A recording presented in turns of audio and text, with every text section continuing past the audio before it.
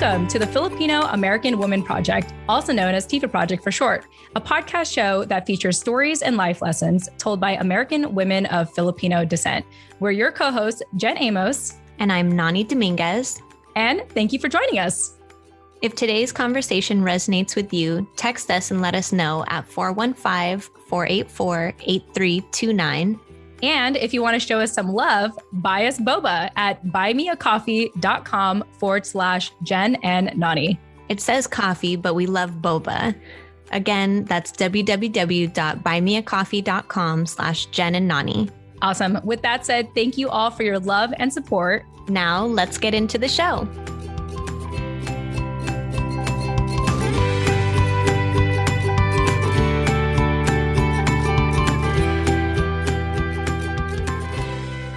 All right, hey everyone, welcome back to another episode of the Filipino American Women Project, also known as TFAW Project for short. I am your founder and co-host, Jen Amos, and I represent the listeners of the show who are estranged to their family. But I also have my co-host with me who likes to roll in deep with her family on the show. So Nani Dominguez, welcome back. Hello, everyone. Welcome back. Yeah, we are just extremely excited because once again, we are getting to know more and more of Nani's family. But before we go ahead and introduce them, let me do some quick announcements here. At the time of this recording, our academic paper, Pinay Podcasters, Building a Self-Sustaining Community Through Storytelling, Collective Healing, and Learning and Collaboration is now available at pinaypodcasters.com. So go ahead and check that out. You could also see the replay of our workshop that we did at the Bulasan Philippine X Studies Virtual Research Conference. So once again, if you want to check that out, it's available now, pinaypodcasters.com. Nani, any quick thoughts on, I know we've been bringing it up throughout all the weeks by now, but I think we have a good break since then. So any thoughts since, it's been a break, it's been like a week or two since we've really talked about this. Yes, no, I feel like we have been trying to amplify this paper everywhere because it was a huge labor of love to create it and to get it to the stage or the format that it's in now. And it will continue to change as we continue to work on it and do other things with it. But we're just really excited to share it with you guys. And if you haven't already watched our conference or our workshop from the Bulasan Center conference, then check that out at pinaypodcasters.com. And there you can also find the paper. I've had a few people actually already reach out to me saying saying they did read it and that they really liked it, that they were really impressed. And so there's a lot more to get into. I feel like I've been doing nothing but talking about this paper. So I'm going to just let you check it out on your own, pinaypodcasters.com. Yeah, absolutely. And of course, for our conversation today, if this resonates with you, remember, you could always text us or leave us a voice message at 415-484-8329. So once again, that's 415-484-8329. And you know what, Nani, I realize I promote the number a lot, but sometimes people aren't ready to give their numbers. So if you want to email us, our emails are Jen, that's Jen at TFAWproject.com, or Nani, Nani at TFAWproject.com. All right. Well, that's it. That's all my announcements. It was the fastest announcements I've ever given so far because we are in for a special treat today. Nani, will you please do the honors of introducing your family on our show? Yes, our guest today, one of which you guys have already met, my two aunties, my Auntie Fredette, or Marie, you guys know her as Marie, sorry. And my Auntie Jen and Fredette, welcome back to the show. Thank you. Hi. Yeah. So quick question for you, Marie. What's it like to be back?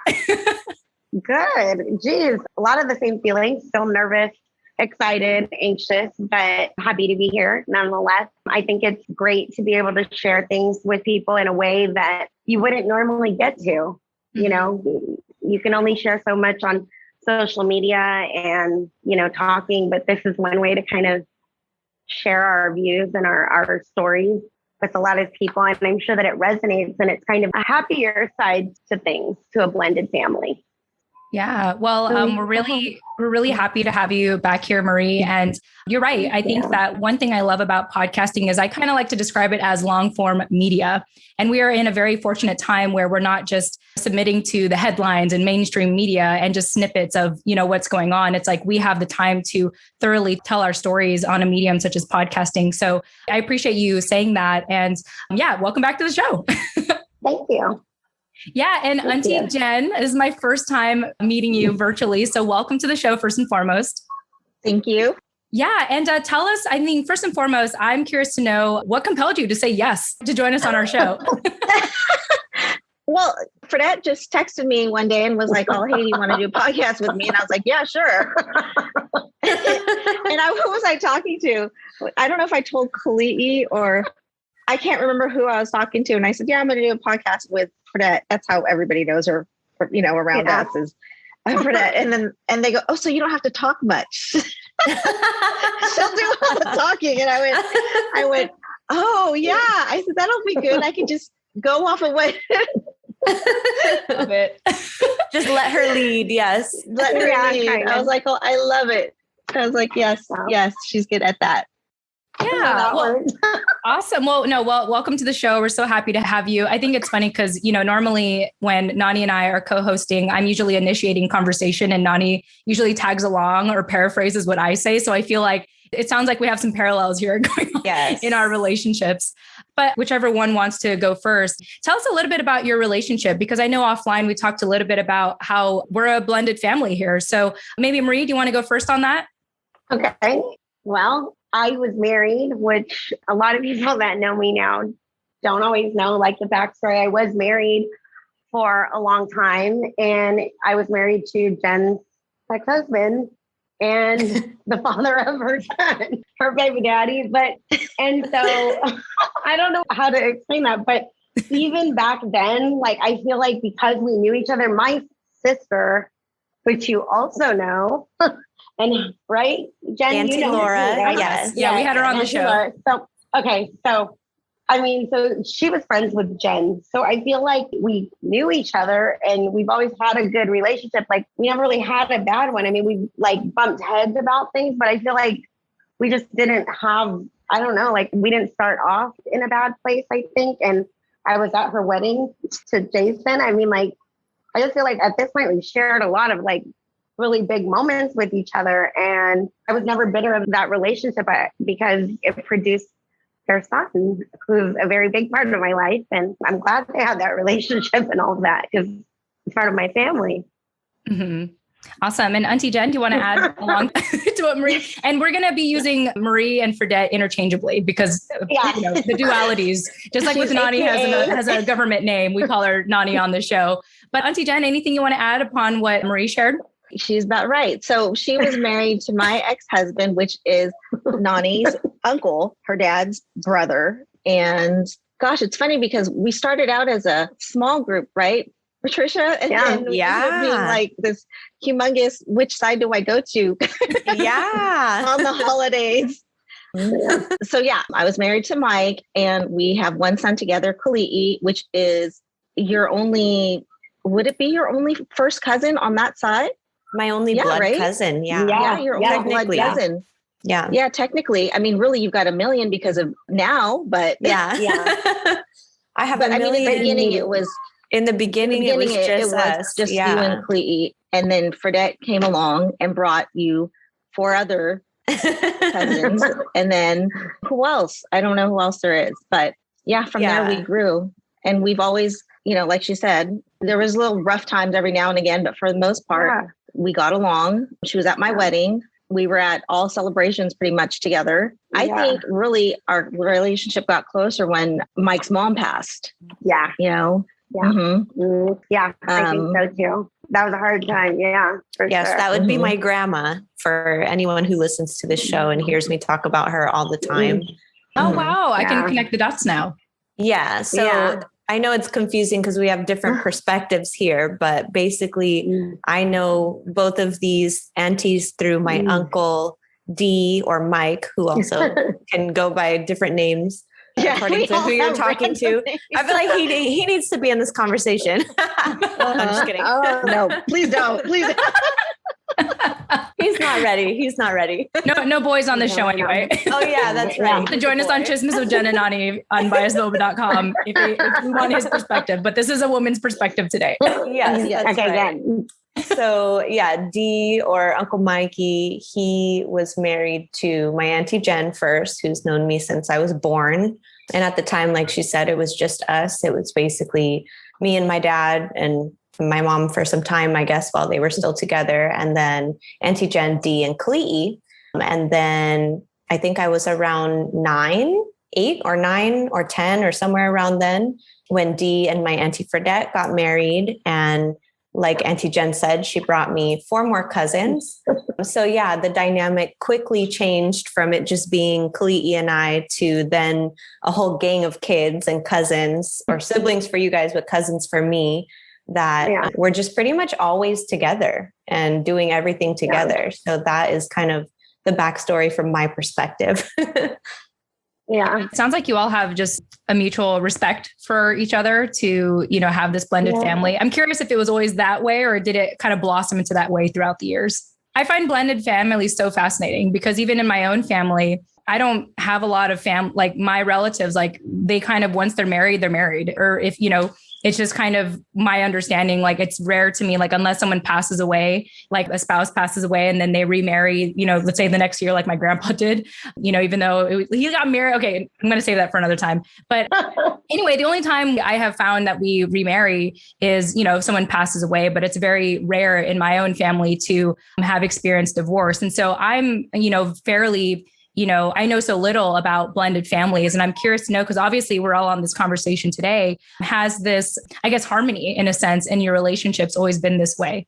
I think that it has, because I feel like I didn't go to it not liking her to begin with. Like I already met her prior to dating Mike, like, you know what I mean? And then going through all of that, I kind of feel like I walked in completely open. I was, my sister and her were friends already. So like I liked her. And then I feel like she's always been kind to me, like from the day that I like moved back to the Bay Area, because I was living in Colorado at the time. So when I was moving back to be with Mike, like we've never had a weirdness or anything. And I feel like if anything, it's kind of the flip side of things. I feel like it was so easy for us to kind of just deal with things together that it almost kind of like Mike was kind of like, wait, you can't just make plans with her without checking with me. You know what I mean? Like, so there's other, like, he was like, what are you doing? Yeah. But I was like, well, it doesn't matter. It just makes more sense because we both knew what the calendar was. Like, if she gave it to him, he would still have to check with me. Like we had a really good as a blended family could be. Like we would sit together. I've even been sitting in the stands with Jason, who's Jen's husband. Until his stepdad. Like I've been sitting with him, like it's been a good situation, because at the end of the day, we're all really just there supporting the kids and stuff like that. I feel like it's kind of been easy like that. And then my kids, like we can't change it. Like my kids would want to sleep over. Like if it's not my weekend and he has to go back to his mom's house, my kids would want to go with him. So like it just kind of would make things easier if we got along than not. Yeah, no, I love that. And I'm really just asking from a place of genuine curiosity, because like I mentioned, my family, I don't know a lot of, one of my cousins I'm aware of has like remarried like years ago, and his ex has remarried. And yeah, there's this whole blended family situation, but I haven't like witnessed it firsthand or experienced what it's like to be around that kind of situation. So I think it's very fascinating. And Auntie Jen, is there anything you want to add upon what Marie shared? I think, like you said, we've always been a blended family. Just a background on my husband comes from a blended family as well. So like from the beginning, when I remarried, I came into a relationship with him where both his parents were remarried, and both his parents came from a family of like 7 or 8 siblings that still lived in the area. And a lot of them were remarried. So he helped me navigate being in a blended family, if that makes sense.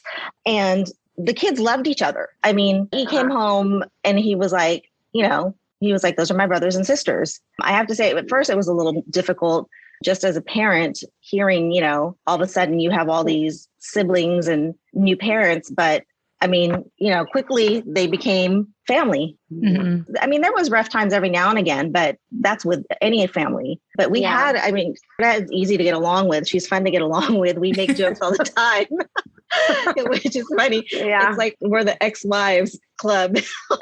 Like it literally is. We said like, he sure knows how to pick them, kind of. It's just hilarious when we're together, I think. And they're like, who are they? Oh, well, that's my ex-wife. And that's my ex-wife.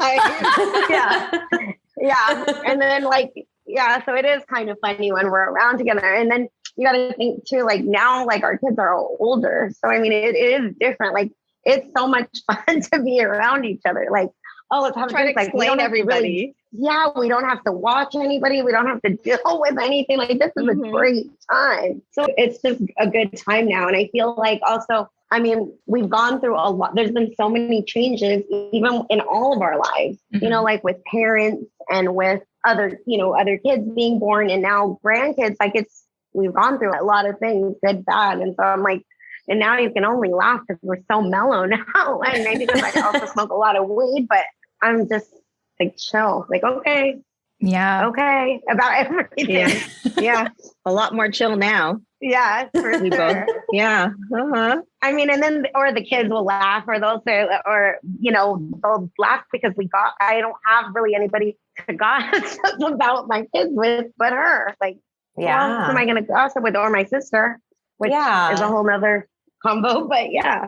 And that's, you know, Jen and I are working on a project offline with Fredette or Marie, where I remember you kind of touching on this a little bit and the approach that you have to blended families or even just exes in general for anyone that you date now. And, you know, your concept is just, it's so foreign to me because of my experience. And it's also so admirable because of that reason. You know, like when we were kids, like I was saying offline, I've had step parents of my own, which I didn't have that experience. It was complete opposite for me. I hated my last stepmom. And even to the point where when me and Mo were kids, I used to like talk to her and I would be like, just trying to find someone to relate to. Like, are you sure you like D? Like, why do you guys have such a good relationship? Like, don't you hate him? Like, I kind of wanted her to hate him just so someone would like understand how I felt, you know? And, you know, now that I get older and I can hear you talking about these things and see you guys together and the dynamic that the two of you have, it's like, oh, well, it really depended a lot on like how she approached me too, you know, because I just wonder like how you guys develop those relationships with each other's kids so quickly to where there was never that like tension or that like wall up that I had with my previous stepmom. I think it just is organic. I think it can't just be forced. Like I know a lot of times like people try to really force these relationships and it's just something that happens over time and organically. Like Jen was saying, like you are going to butt heads. Like I think you're going to butt heads with everybody that you deal with in a close relationship, even with friends, you're going to butt heads. But I think like the only thing that's different now than what it was before is maybe my approach to things. Like before, I've always wanted to like hit it head on, but head on looks different now to me than it once was. I'm a little bit more mindful of the words that I choose when I speak to people because once they're out there, you can't retract them at all, even when you don't mean them. Yeah. And I'm like, go for the jugular all the time. So I just like, I let it. Fredette's different than she was as a young mom. I just am so, I swear to you. She had 4 young kids. I mean, that was a handful. And Lee, 5 young kids. Just that, and like throwing up too, like all of that, like all the kids. Oh, that was just, stuff, like, I thought that was just Clea that threw up all the time. All of them. Oh God. Yeah. Khalii always throwing up or having a nosebleed. Carsick. Yeah. Yeah. And he always wanted to be with his brother. So like she said, organically, I mean, he got along with his stepbrothers, which he doesn't even, let's not even say stepbrothers. Right. It was his brothers. Right. His brothers. And he loved them from the beginning. He always wanted to be around them. He's never used, he's honestly, in his blended family, he's never used those words. No, there was never a step. There was never a half. There was never anything like that. And to this day, he still doesn't. So I have to go, who are you talking about? Yeah. Which one? And even like with Isai, Jen's son with Jason, Lee's brother, like my kids love him and have known him like his whole life too. So I feel like it's like they would want to be over there. And it was like, okay, like, what am I going to do? You know, I mean, so they would always want to go over there. Please. Like, you know, I really appreciate that verbiage of, you know, rather than saying step sibling or step brother, step sister, you just say brother, sister. And I feel like that's very indicative of the Filipino community as a whole, right? Where it's like, oh, that's my aunt. I mean, she's not like married in, it's like a family friend, but that's my aunt, right? Just like with my cousin, it's like we all have this way of really making people feel like family. And even as a blended family, not even using the term step, I think is pretty incredible. I mean, again, I don't have a lot of experience with it. So it's to hear the verbiage, like all I know is what gets shown on media and how people like make it look like, you know, you go head to head with like the exes and, you know, the, you know, Cinderella story, right? Like the older stepsisters, that you think of it in that way. But I just really love that you both are a testament of what blended family, I believe, looks like today. Yeah. Thank you. Thank you. Nani, I want to see if you got any thoughts. I did just have a thought more on just wondering how you guys cultivated this relationship. And I guess Auntie Jen, this is more of a question for you because I do have the context from Fredette on how she, you know, just doesn't enter into relationships wanting to like beef with her exes in general. And so I think that helps a lot. But, you know, for you as someone who, I don't know if you had already met Jason at the time that Fredette came into our lives, or if that was after, you know, without his help navigating that kind of blended dynamic. How were you feeling when she first came around? Were you like skeptical, like, who is this chick coming around my kid? Or was it just automatically from the jump, like, oh, Kali'i seems to really like their family. Like, you know, as long as he's good, I'm good. That's exactly it. Of course, I was a little skeptical at first. Mike had some sketch people around. To say the least, yes. Marie's like laughing. And I met Jason prior to that's how come, like Fredette said, she came to our wedding because when Jason and I got married is when, I think shortly after is when Mike and Fredette, she moved from Colorado here and she came to the wedding. And then after that, I mean, we pretty much were a blended family and it wasn't hard at first. I wouldn't say that it was like simple, but you know, we just grew as a family. It takes time, just like with any other family. You just have to go with everything. And really my priority was how Kali'i felt. And Kali'i loved them. So I had to love them, you know, and in the end, if you had any beef with anything, I mean, who does that hurt? If there's nothing physically or, you know, mentally happening, what kind of beef are you supposed to have? What are you supposed to be? What are you mad at if you don't get along? I always hear from other people with their blended families, oh, you get along with them? Why wouldn't I? Why would you make it difficult on yourself? Yeah. You're going to be a part of that person's life for the rest of your life. Yeah. Why wouldn't you love them? Or on or at least, yes. Yeah, you're going to be in that child's life for the rest of your life. They're going to be family forever. So why wouldn't we love each other? So I just think you have to make it simple for yourself. Right. And I love how you guys both come with that approach, like regardless of any judgments or opinions that you guys could have had about each other, it was more so like, you know, I'm doing this for the benefit of our family. And, you know, regardless of how you felt about each other or felt about D at the time, you know, which also is like an interesting he's a factor. Good guy. Let's not make him sound like No, of course not. But just like, you know, ex baby daddy or ex-husband coming around with a new wife in general, most people are going to be like, who the fuck is this, you know? But and I mean, we don't mean to like press that stereotype on you two. I think that's why we're talking about this, because it's so fascinating, you know, like it's fascinating the best way possible. With all those names, right? When you use those names, there's a connotation of, you know, ex and step and that's not how it is. We're a big blended family. Yeah. And the thing that you guys also have to understand too, there is also a difference because Jen did not want to be with Mike at all. Like when I started dating him, like if anything, Mike still loved Jen. I like was nervous at her wedding. Like he had his thing. And I feel like that's why, okay, that's another show, but that's why that's why the other stuff before me didn't work out really. And I was just more like, I mean, like I could live with that. I get it. Like, at that point, I love Jen too. I understood I was liking her. I get it. But then it got to be like, he would be like, are you guys laughing about me? Because we've had inside jokes then. We have inside jokes now. I think we have inside jokes So forever. Forever. And it's just funny. I feel like she can read me. Like I could look at her from another part of the room and she already knows, like she's trying to look at what I'm trying to tell her without me telling her. I swear to you. And so I just feel like it's like a friendship that just happened over, like it's been a long time now. Yeah. And we've shared a lot of like big events, good and bad, with each other. And I think I'm like, my kids wouldn't imagine like to not have her and Jason and their family included in our stuff. Yeah.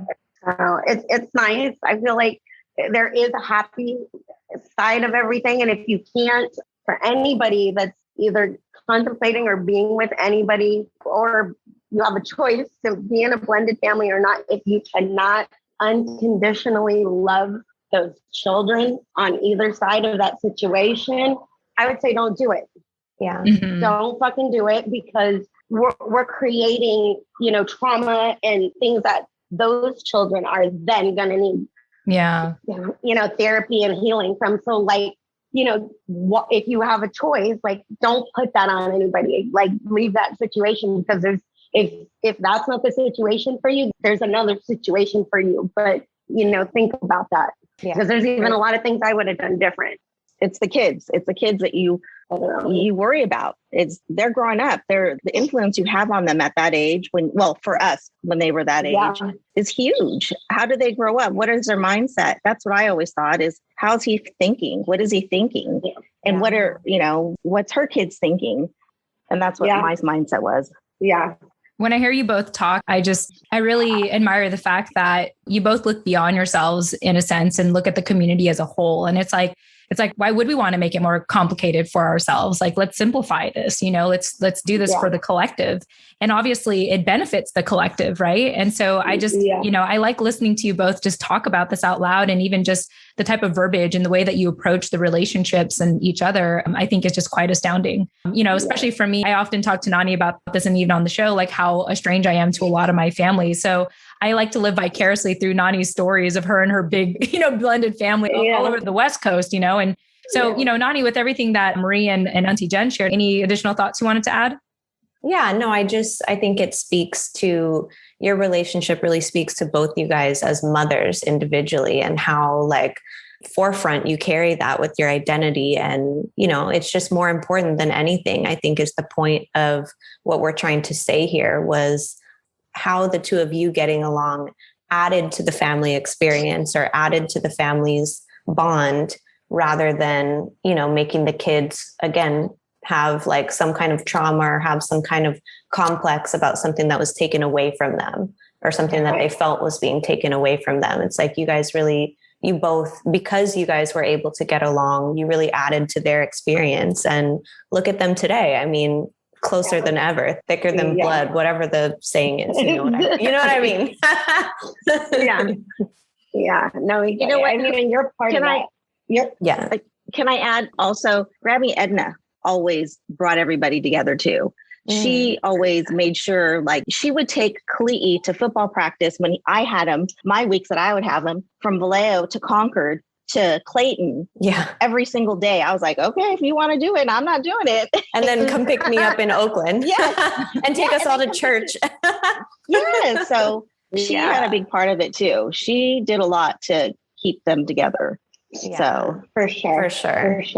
Wow, I love that. I really love how we opened up with this conversation about blended families and both of your relationship. And to our listeners, if you want to learn a little bit more about Marie's background, she was on our show, episode 96, back in March 5th, 2021. Wow, so much has happened. I know. That was 3 months ago. Could you believe that? I know. No. Like so much. And I feel like every time I caught up with you, like there was always something new also. So, I mean, 3 months is like forever ago. Yeah. Like, that old thing. Yeah. Wow. Times have changed for sure. But Auntie Jen, I want to go ahead and get to know you a little bit more if you're open to sharing a little bit about yourself to our listeners. So typically on our show, being the Filipino American Woman Project, we always like to ask people a little bit about their family history and, what does it mean to be a Filipino American woman today? And so would you like to share a little bit about your family background and, what the label, what the theme of Filipino American woman means to you? Well, I'm the middle of three girls. My parents came from the Philippines. So I'm first generation here. And I wish, like as a Filipino woman, I like the fact that you girls are doing more to make it aware how our culture is. Because when my parents moved here, I feel like Filipinos assimilate well to other cultures. Yeah. And we were losing out on our culture. And I like the fact that we're getting back to roots. Because I think to myself, because my husband, he's Mexican, and we both talk to each other about, gosh, we need to really make sure we teach our children our culture. Because really, in reality, it'll die with us, with them, that is, if they don't learn. Yeah. And so my kids are, they're blended. And so I think to myself, this is really like, as a Filipino woman, I need to pass on that culture. I understand Filipino, my parents are Kapampangan. And so I don't know Tagalog very well. And then I was telling them how, like, I could still make out most of Tagalog, but like when we go places, I forget that they don't understand any of it because I can't teach them that. So it's nice that you guys are doing what you're doing by passing on the culture and making women aware of the Filipino culture. I really like that. Yeah. Well, thank you so much for sharing that, Auntie Jen. I mean, I started this show like not knowing a lot about my culture myself and even my family lineage. And part of starting the show was to piece it together through other people's narratives. And so I feel like, Nani and I collectively 100 episodes later, I feel like for me, I know so much more about Filipino culture, all thanks to people who've been on the show. And so, obviously assimilation existed for a reason. And now we are in a time and space. And we talk about this in our paper, PanayPodcasters.com, where, you could actually excavate now. You can go back in time and talk about our history and our narrative and really bring it to light today. Because I think, again, going back to the power of podcasting, we have that opportunity now to tell our stories. And so I really appreciate you acknowledging that, because sometimes, Nani and I are in the thick of it that I don't realize the impact that we're making until Nani tells me like, oh, people have reached out about the paper already. And I'm like, I didn't know that. I didn't know the impact we've been making. So I just really appreciate you bringing that to light for us. You're welcome. Yeah, it's very affirming. Yeah, I was just thinking about what you said about how it's easier, or it seems easier, because of maybe the lack of historical context that we have, that Filipinos can just easily assimilate into other cultures. And I think that there is a big aspect of that that's true, because we are so kind of easy to get along with. We're very collectivists, and that makes it easy for us to kind of blend in a lot of different spaces, not just in America, but in all the other places. I mean, Filipinos are everywhere around the world. And we're going to be actually interviewing my dad soon. I think that his interview will probably come out. I know. Talk about chismes. His interview is going to be coming out soon, like close to this one. So stay tuned for that. I'm going to be like this.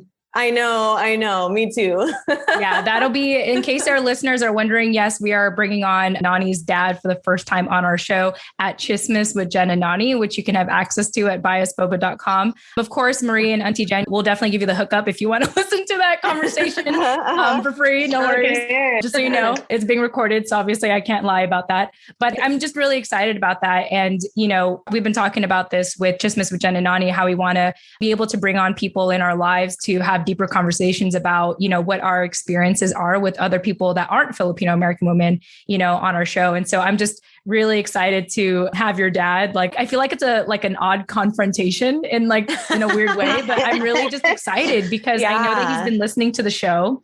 I know he's been giving you feedback. You did get your microphone, and I'm just excited to finally meet the man, that you talk a lot about.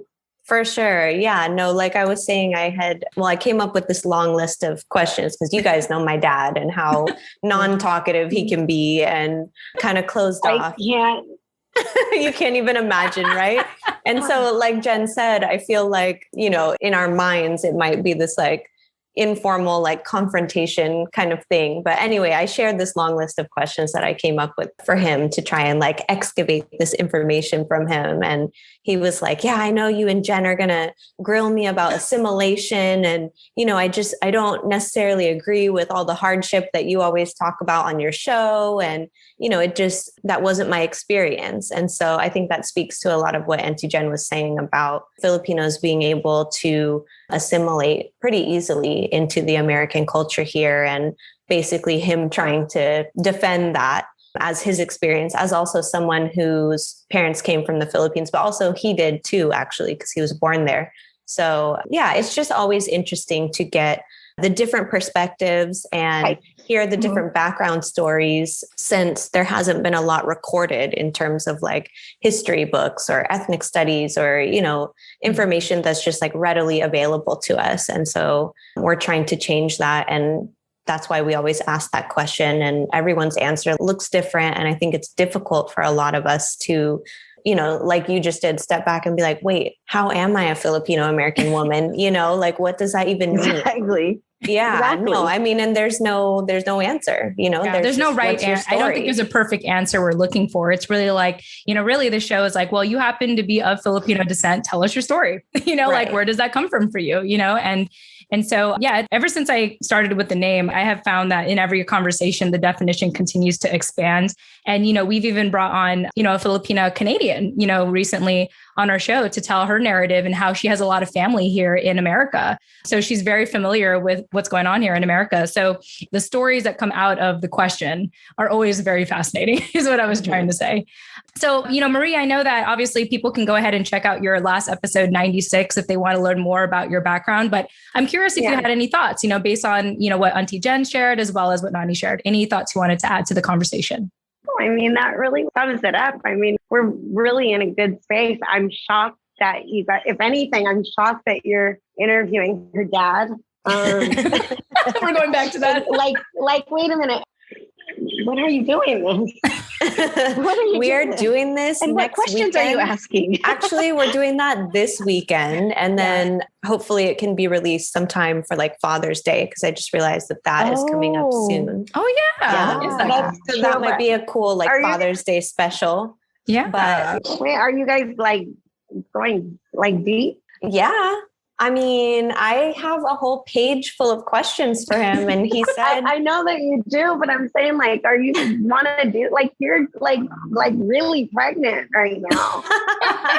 Well, that's also why I wanted to do it. Just like when we had you and Mo on, and I wanted it to be kind of like capturing a moment in time for baby Mia. I also want to capture this moment in time for my son, and also to get my dad's kind of thoughts on that, you know, because my dad always wanted a boy. He really wanted me to be a boy. And ever since, he's just been surrounded by girls, even now, like all his stepkids, all his step grandkids, or I guess we can just call them grandkids. They're his grandkids, you know, are girls.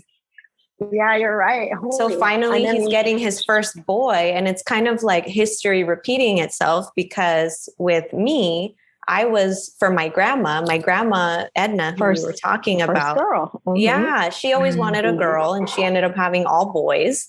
And then came me, and I was the first grandchild plus the first girl. So we had, like, you know, like I talk about often on the show, a really, really special relationship, a very, very deep bond. And I just am so curious to see like how my dad is going to be with my son and what kind of relationship they're going to have. So I'm going to ask him a lot of questions to try and just like see where his head is at with that, you know?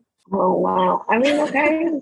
I'm just saying, like, it's like, okay, good luck. Trust me, I'm managing my expectations. Okay. I mean, I know, but I know Jen, and I don't know. Okay. Okay. I think she's a good person to interview him. She can ask the questions that are tough. Yeah. I mean, he listens to the show. So I think, you know, I let him know that too. I was like, yeah, Jen is excited to meet you. And, you know, I have my list of questions that I shared with her and I shared with you, but mainly they're, you know, obviously my questions. Wait, but did you share them with him already? Mm-hmm. He wanted me to, yeah. Oh, that's good. This is a nice team effort. Okay, then that's okay. All right. So it's not a confrontation. So it's not, Not really. No, I want to make it as like comfortable as possible for him. Obviously, I don't want to, he can get easily his feathers ruffled. Yeah, exactly. But I think Jen is also good at like, you know, mediating things like that as well. And she knows enough about our relationship by now to where she has the context that she needs. Oh, yeah. Okay, well, then good. I'm excited for you guys then. Yeah, stay tuned. I'm excited to listen to it. As am I. I'm sure everyone is going to be wanting to Mom, do Jen, do you want to have a watch party? I love it. I said, let me have a watch party. Oh my gosh, I love it. Well, in the name of like passing Filipino culture down to your kids, I'm wondering just what that has looked like for you guys so far. Like, what are the ways that you guys have tried to do that? Aside from, I don't know if I'm remembering this correctly for Det, but I feel like when we were younger, maybe like, I don't know how old I was, but I feel like you went through this whole phase of like learning Tagalog, didn't you? Well, I was born in the Philippines, so I feel like I always like spoke Tagalog, but my dad didn't want us to have any accents or anything. Yeah. So he would like not want us to talk back in Tagalog. So I still like when I want to, or when I want to have a conversation, I still can do it completely and fluently like English, but it does have an American accent. It's kind of broken and I really have to think about it, but I can hear it exactly the way I hear English, but he just never, like I said, he just downplayed a lot of like Filipino things. And even like Auntie Jen said that, you know, learning about all of, I don't know why I call her Auntie Jen when I'm talking to you guys, but that's weird.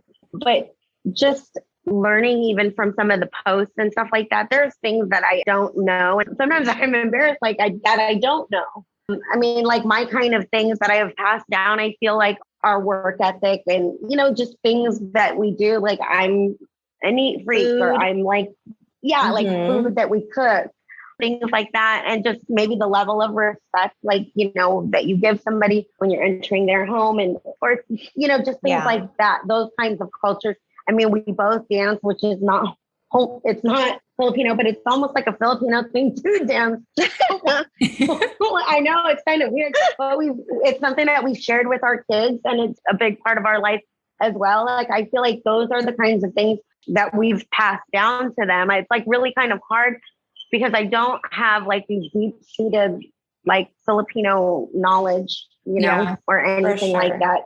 And that's valid. You know, I always want to like make sure to our guests that there's no pressure to know culture to be on the show. I mean, this is why the show exists, because we don't know, a lot of us don't know our culture. And so I think, you know, and Nani was really asking from curiosity to like, do you try to hand down the culture? And if you do, how do you do that? You know, and even if you don't, I mean, I think it's just as valid. Like there's no shame if there's other things that take priority, because what I come to find, at least even for myself, it took me till college to actually care about my culture. I didn't wait on my mom, you know, to teach me. Sometimes we figure it out later in life. And so although it's, you know, ideally expected of, you know, let's say the mother or the matriarch of the family to preserve culture, that's not always the case in our families, you know? And so even if you're not handing it down, I think eventually the kids will want to know that, especially as they have kids and, you know, they want their kids to preserve that culture. But I think that learning our culture comes in different seasons in their lives. And that's okay because, hey, we're always going to be Filipino. So we're bound to want to know that part of ourselves, right? And also we're the ones defining that. Like for me, I really just ask that more from a place of like wanting to understand the difference between the intention and the impact. For me, you know, you guys are the Filipino women that raised me and how I relate to my Filipino identity. And so for me, that was more so the things that you said that are more nuanced, you know, like coming into someone's house and kissing them, saying hi and bye, and having that kind of centering that family dynamic at the heart of everything that you do and every situation that you walk into. And so, you know, I went through that whole phase too of just like, well, what really makes me Filipino? Like, how can I claim that? You know, like I don't speak the language. I eat the food. I don't know how to cook food because I don't cook really that much at all. But, you know, aside from just like the standard Filipino American ways of defining yourself as that, I didn't really know what that meant for me until I really started thinking like, how do I embody the things that you guys taught me, you know, and the things that I have learned through you, just from you passing them down, not necessarily sitting me down and like teaching me Tagalog or something like that. So yeah, again, just trying to kind of understand the difference between the intent behind that versus the impact that it's had on me. I feel like, that number one thing is like being very respectful of others. Like, I feel like that's a big Filipino trait, that I feel like most Filipinos have, you know what I mean? They're kind, they'll respect their elders, and all those good things. And so that's also something passed down. Yeah. Auntie Jen, I thought we'd ask you the same question as well. How are you preserving culture? How are you handing it down? What does that look like for you and your family? Well, luckily for me, I have a grandchild, and my daughter-in-law is going to be teaching. She got a job as a teacher, and she's teaching. The school that she's teaching at wants her to incorporate Filipino culture and teaching Filipino language. Nice. So she's going to be teaching kids. I mean, it's not going to be obviously like full on fluent Tagalog. It's just going to be certain words, things like that, like parts culture. So she'll be doing that for my grandchild. But for my kids, I kind of like you said, go do things when things happen. And I'll say, oh, that's what we do.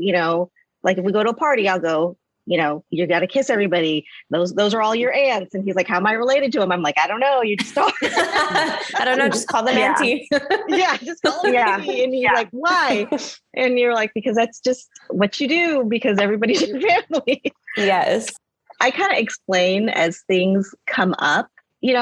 As you guys were talking, I was thinking about what it is to be a Filipino woman and how I would pass it down. And then I thought about how my aunt, who she passed quite some time ago, but she graduated from college in the Philippines with a master's in history, Filipino history. And when she used to live with us, she used to tell me Filipino history. And I'm like trying to think back of things she used to tell me. And like I said, one of the biggest things is the fact that Filipinos assimilated so well and that they were very generous. Mm-hmm. She told me one day when I was cooking rice, did you know that rice came from the Philippines? And I was like, she said it was cultivated in the Philippines, but we passed it on to people in Singapore. Mm-hmm. And then she said, she said, and I might be getting it wrong, that from Singapore it went to China. But she was saying that what happened was it started in the Philippines, but because we passed our knowledge, because we wanted to share our knowledge with everybody, whereas like she said, other cultures would take it and keep it for themselves. They would never pass it on to us, but we were so giving. She said they took it and made it better and claimed it as their own. So no one would ever have known it started with us. Wow. She said, so those rice paddies, she goes, the way they flooded them and the way they cultivated them came from us. Yeah. So she would tell me things like that.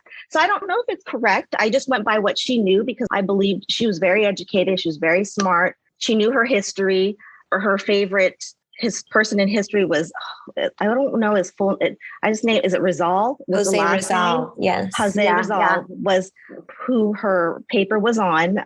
And now I'm trying to think about all the things she told me, because she was, like I said, she was a historian. She knew these facts that I was like, really? And it fascinated me because if you were to look that up, I mean, you would never know that, right? I mean, yeah. And that's why it's so important to just have these casual conversations, passing these things down or passing these things on to each other, even if it's not to your kids, even to just other people in your own generation. It's like we've all been starved of that kind of information. And then to tie something like that, the story about rice, back to what's the story of rice in the Philippines today? The Philippines imports their rice today, which is wild. That was the point. Yes, exactly. That's what she said. She said, why did we let that happen? Exactly. And so that just speaks to the level of corruption, and it connects you to the need for activism, basically, and the history of activism in the Philippines, especially amongst Filipino women. And so, now I'm going off on a tangent, but that is the purpose of these conversations and asking those difficult questions. That's like, how do I identify, and remembering those little tidbits that you've picked up along the way, even if you didn't understand the context of them at the time. Right. Yeah, I think that's beautiful. Thank you, Auntie Jen, for sharing that. And, the benefit of, I think, our generation today is oral history, like the way that we're going to collect history is this kind of fashion, like sharing what we learn from other people. And so I just think it's powerful. And I didn't know that. Like, if that's true, I did not know that. I was like, oh, we had rice, y'all. We started with this. I learned something new today. I'm about to piggyback on that. So that suman, that's got to be us for sure. That sticky rice. I'm going to go with that with us too. We're claiming that.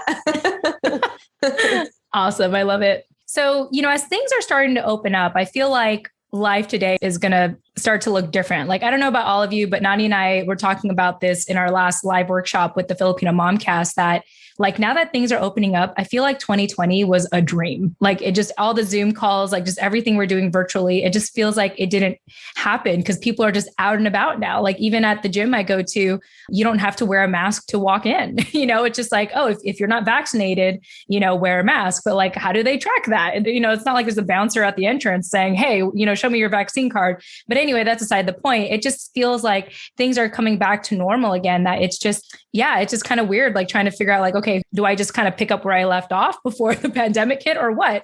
And so with that in mind, Auntie Jen, why don't you share with us, nowadays, and even if you are going through a transition right now as things are opening up, what keeps you busy or excited about life nowadays? Planning vacations that we get to go somewhere now. She's like, I'm ready to go. Yeah. I mean, last night we went to a graduation party, and even my youngest daughter, Teo, she was like, so is it going to be a drive-by party? Or are we going to just stay there? Yeah. She's like, and do I have to wear a mask? Yeah. And this is a group of friends that we see often. So, and we, it's funny because, you walk in with a mask and then it just comes off. Yeah. Yeah. So now with them, we don't even wear our masks. But of course, there was going to be some other people there. So we walked in and she was like, oh, so it's not a drive-by party. I was like, no, it's not. That's so normalized now. It is. But trying to get back, like you said, Jen, it was like, it's weird because you think to yourself, okay, so do we just, as of June, whatever date, are we just taking off our masks and things are back to normal? I mean, I don't know how I feel yet. I don't know how life is supposed to go. It definitely changed you mentally, or changed me mentally, I'd have to say. Yeah. I value life more. I value I like the fact that it brought me back to like the simple things, like wanting to craft again, wanting to make food again, things like that. Mm-hmm. So hopefully we can remember those things and incorporate it into the future. Yeah. I feel like the pandemic was this time of like, okay, when things open up again, I promise I'll be a different person, and now that things are open up again, I'm curious to know if people will keep to their word, right? Yeah. I know. That's the thing. It's like New Year's Eve, or, resolutions. Yeah. Yeah, for sure. Well, thank you for being candid about that, Auntie Jen, because I think a lot of us are feeling that way, right? Like a lot of us are like, I don't know, like, I think I have to go to therapy, maybe, maybe I need to like rewire my brain to get back into normal life. Like, I don't know. And I think a lot of people share that uncertainty. So thank you for just being candid about that. You're welcome. Yeah. And Marie, same question to you. Obviously you're in Hawaii right now at the time of this recording. I mean, as things are starting to open up, what does life look like for you now? Or how do you hope that it'll look like now that things are kind of coming back to normal again? I mean, prior to the pandemic, I was traveling a lot, as you know. And then I think in October, during all of this, I did take a trip to Mexico. So that was like my first time. But they were super strict in Mexico at the time on the pandemic. Well, I thought they were strict. I guess they weren't as strict as they later, they totally didn't have any rules after. But at the time when we went, there were a lot of rules still in place. And it was more just a relaxing trip that was already like pre-planned, like we planned it earlier, thinking that everything was going to be fine by then, and it kind of wasn't. But it wasn't a wild one because Monique was pregnant. So we did just take it and, kind of stay to ourselves, and it was still social distance and everything. So that was my first time. And then I've kind of just been away. But once they let everything go, I did plan a girls trip, and I will tell you that the vaccine works because also since then, Chris had COVID. So I was in the house taking care of him, and I still had to test because I had really strict precautions to come here. So that was like another iffy thing. So I did have to quarantine after that, then test, and it had to be within a window before I could come here. So that was another kind of fiasco. And it couldn't just be from any provider. You had to have a list there was a list at the state of Hawaii and it had to have their seal on it. Yeah. So I was curious about that. Like, did they make you guys show vaccine cards or like? Well, they couldn't make everybody get a vaccine, but if you did have a vaccine card, like there was like a certain wristband that we had. And like, I was like, for the flight, take that wristband off for like before the flight, all the way getting through. Yeah. Like it was like, Hawaii is not a customs type of a trip. Right. It was almost like worse than customs. And so they're like really, really strict about everything. And then once we got here, I mean, you still have to wear a mask when you're around, but I mean, it's like 50-50. I think when people are drinking at the pool, they're not wearing a mask and they're in the water and everything else. But I also kind of feel like I'm kind of okay because I know every single person that's here got a negative COVID test too. That's true. Some are vaccinated. So it makes you more comfortable. Yeah. So I felt good about that. But I feel like it's been decent. You still have to wear masks on the plane regardless.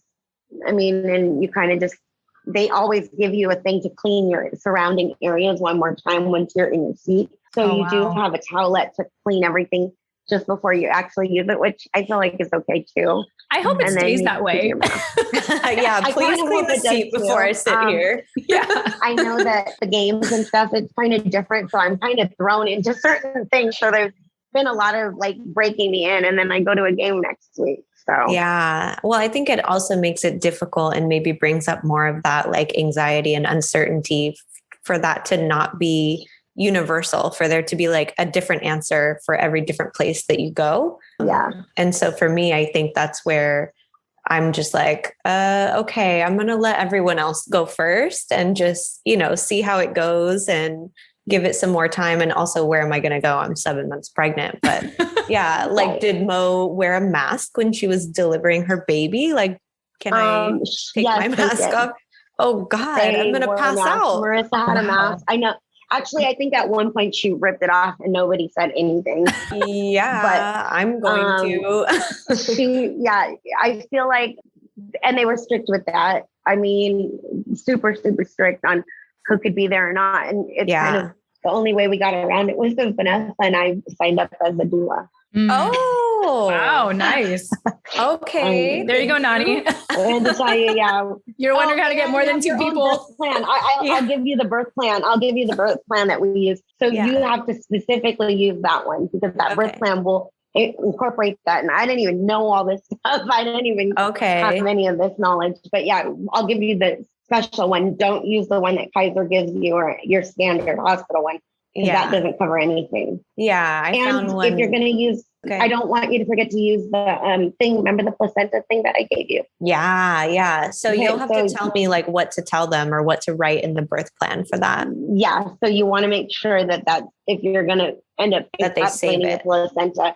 Yeah. And then that girl, meet. I'm like, do I just give it to someone in a plastic Ziploc bag or? It's funny, well, like Chad or your mom or whoever you're going to have in there as your doula. Oh, he will not touch it. No, and remember to tell them you have a dog too. A dog? Yeah, tell them that because you know what they did with Maui, because we were afraid that when they were going to bring her home that, because your baby, Dallas is your baby. And when you bring the baby home, you don't want, not that he could really bite her. Her, but so to introduce them, they give you a towel that they used while you were birthing. You give it to the dog first, and the dog will know the baby before it even enters the room. Oh my gosh, I've never heard of that. Yes. Yeah, they have this whole entire plan for your pets. Okay. Wow. Yeah, no, that is something I'm concerned about because he's so overprotective and he's so territorial. And I'm just like, bro, chill out. Oh yeah, for sure. Do that then. I didn't know that. That's awesome. Wow. Yeah, I need to know all these things to incorporate in my birth plan. I just found like a really like general one online that I filled out. No. I have one. We have one. So I'll give that one. Okay. Yeah. Send it to me. And then, so, and then just have one of them will be figure out who you want to use. Yeah. And that's all you have to do. Okay. And then so you'll be fine. And then I'll take all your prenatals and everything. I mean, I don't tell you that, but that's for your placenta to be good. Yeah, no, for sure. I've been taking that every day. But yeah, anyway, so getting back to the point, getting back to the question. Little tangents over here. Just a little one. No, I think that's great. Yeah, no, I love it. Well, I think it is a good time to wrap up. And I want to start with Auntie Jen. Is there any parting advice or anything you want to share, maybe a mantra that you live by that you want to share with our listeners before we go? Like some parting words of wisdom. Parting words of wisdom. For me, back then, I always, and actually Jason always told me, you always want to do something obviously a little bit for you, but that he's going to remember whatever you do. Whatever you do is going to affect him, because he was actually a child of divorce too. Mm-hmm. And so he used to tell me what affected him. And he would say, you don't ever want to do that because of this, or you don't want to do that because of this. And so whenever I made decisions, I always thought about what type of effect it would have on my child, even though maybe at that time it bothered me and it inconvenienced me at the time. So I think going back to like even what Fredette said, if you don't love those other children, or if you don't love that blended family unconditionally, then maybe it's something you need to think about before getting into a relationship. So I love it. I appreciate that you want to wrap up on that, because that's really how our conversation started, right? Like the first half hour, I think, was really just about blended families. So thank you so much for sharing. Marie, any thoughts? Literally, I just think life's too short to be angry over anything or over exes. I agree completely about, not taking on somebody with children if you don't think you can take that on. Okay. Also that it's just life's too short and you're making all the new norms for these kids. So that's literally, I wish somebody had told me that before, even though it seems pretty obvious now with everything that we're learning and stuff. I just wish, if there was anything I could tell my younger self, would be that we're making all their normal right now. Wow, that's beautifully said. I mean, you create the normal for your kids, right? Like they look to you for what is normal. And so again, just both of you, thank you so much for being on the show and for showing what a healthy blended family looks like, and at least in my perspective. Nani, any closing thoughts from you? Yeah, I just want to emphasize again the respect and appreciation and admiration that I have for both of you guys centering each other's kids in your lives and, caring so much to create that experience for them or create that sense of home or sense of belonging for them, whether they be at Auntie Jen's or at Fredette's house, and keeping that consistency, even, with or without D in the middle of everything. And it's just really rare, I think, is the point that we're all trying to make. And there is a stigma around not just like baby mama drama, but exes in general, when you enter into a relationship of this false sense of wanting to be territorial. And it's for what? Yeah. Again, you need to think about the impact that you're having on the innocent parties, which are the kids involved. And that's really the most important thing. And so I think that for anyone who is a part of a blended family, who has step parents or who is a step parent, that's just something really foundational, to sit with before you go forth in your family business, So yeah, thank you guys for modeling just such a healthy dynamic. And again, something that we just don't see often. That would be really funny if your kids said otherwise. They're like, what are you guys talking about? Yeah. It was awful. We hated all of it. I didn't like them. Yeah. That'd be so funny if they listened to this later. They're like, what were you guys talking about? But again, it's your truth, your story, your perspective, both of your guys' relationship. And that's what matters. And we're so glad to have, caught a snippet of that today in our conversation. So, Marie and Auntie Jen, I want to thank you both again so much for being here. I mean, Marie, thank you again for coming back on the show, of course. And also want to give a quick shout out to your sister, Auntie Laura, who is episode 101. So if you want to check out her story and her interview, go ahead and check that out, episode 101. All right, that's it. We're going to wrap up here. So I want to thank you all again so much for joining us. And remember, our academic paper, Panay Podcasters, is out. Check out the website, panaypodcasters.com. And if you want to get a hold of us, 415-484-8329. And of course, our emails, Jen, that's JEN at TFAWproject.com, as well as Nani, NANI at TFAWproject.com, TFAW project.com. All right. We love you all, and we'll chat with you in the next episode. Tune in next time. Bye. Bye.